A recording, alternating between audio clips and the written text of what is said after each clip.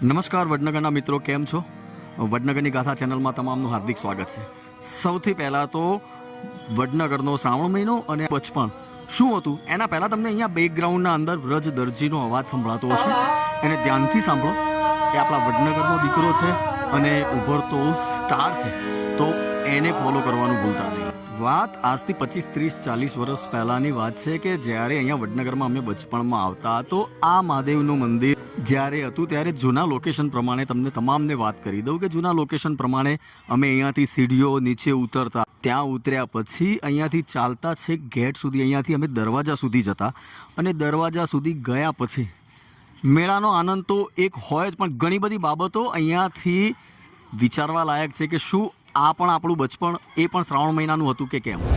એ વખતે જ્યારે આવતા ત્યારે ગજવામાં મમ્મી પપ્પા તરફથી ફક્ત 25 પૈસા કે 1 રૂપિયો જ આપવામાં આવતો હતો, પણ એ 1 રૂપિયામાં અહીંયા બહાર લારી હોય તો 1 રૂપિયામાં એ ચેવડો લેવાનું કે ચવાણું લેવાનું, કે પછી 1 રૂપિયામાં અહીંયા કાઠું, જેને આપણે કોઠું જે કહીએ છીએ, એ મળતું 1 રૂપિયામાં. અને એ મળ્યા પછી એ જમાનાના અમારા અત્યાર સુધીના બફવડા વડનગરની, એની યાદ કોણે કોણે બફવાળા ખાધા છે તમામ લોકોએ. અત્યારે હાલની નવી જનરેશને તો ખાધા જ હશે, પરંતુ અમારા માટે એ વખતના બફવાળાના સ્વાદની કંઈક અલગ જ મજા હતી. એ વખતે અમે જ્યારે મહાદેવના મંદિરમાં શ્રાવણ મહિનામાં આવતા હતા ત્યારે અહીંયાથી પગથિયા તો ઉતરતા જ, પરંતુ અહીંયા નદીઓળનો આ જે દરવાજો છે એના સામેનો જે રસ્તો છે ત્યાંથી અમે નીચે પણ ઉતરતા. ત્યાં કદાચ સાઈડમાં એક વડ પણ હતો. અહીંયા આવવાનું શ્રાવણ મહિનામાં દર સોમવારે. અહીંયા મને ખ્યાલ છે કે આ જે જગ્યા અહીંયા અમારી છે, અહીંયા આ જે અમારા ફૂલ જે અહીંયા ભગવાનને ચડાવે છે એ લોકો પણ બેઠા હોય. અહીંયાથી ફૂલ લેવાના, બહાર નીકળતી વખત એ ફૂલના 1 રૂપિયો કે 2 રૂપિયા જે આપીએ એ પ્રેમથી લેવાના. આ બધી અમારી શ્રાવણની યાદ હતી. પરંતુ એક બીજી યાદ પણ અમારી હતી કે અહીંયાથી એ ચવાણું કે ચેવડો કે લઈને બગીચામાં જઈને બેસવાનું, 2-3 મિત્રો સાથે એને પ્રેમથી ખાવાનું. શ્રાવણ મહિનો આવે એટલે વડનગરમાં તમને તમામ જેટલા પણ મારી ઉંમરના 40-50 વર્ષના લોકો છે કે દર શ્રાવણના સોમવારે મેળામાં તો આવવાનું જ. સવારે વહેલા 5 વાગે 6 વાગે ઉઠીને મહાદેવના દર્શને આરતી આવવાનું, આરતી કરવાની.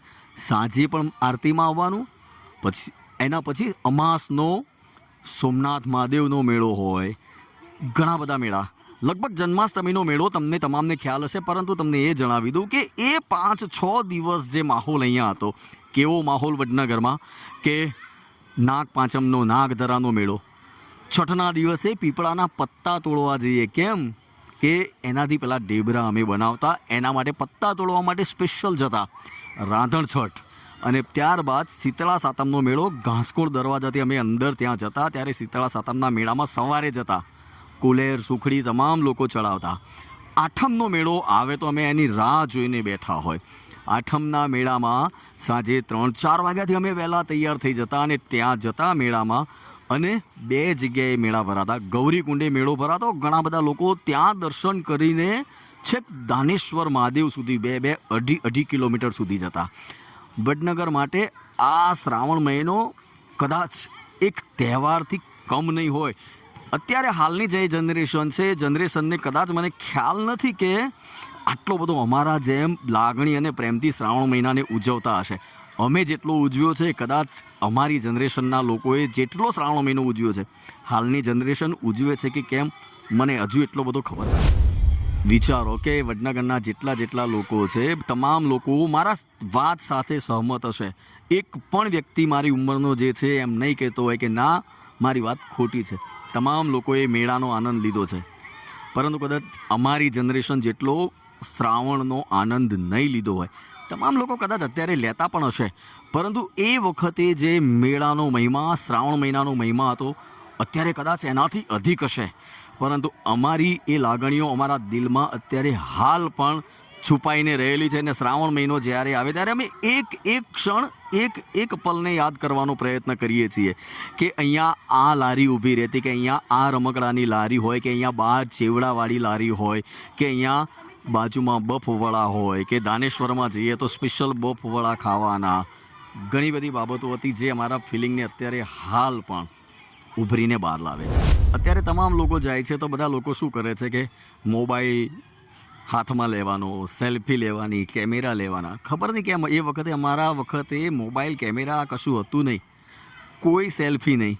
Without selfie, without camera, without mobile બધા જ ચિત્રો અમે આંખો બંધ કરીએ ને તો અહીંયાથી મળી રહે.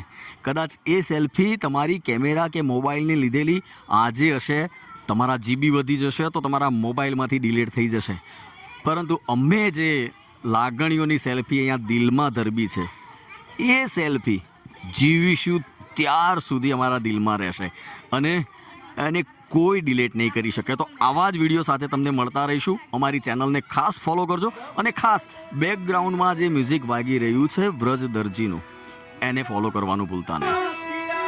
જય હાટકેશ્વર દાદા.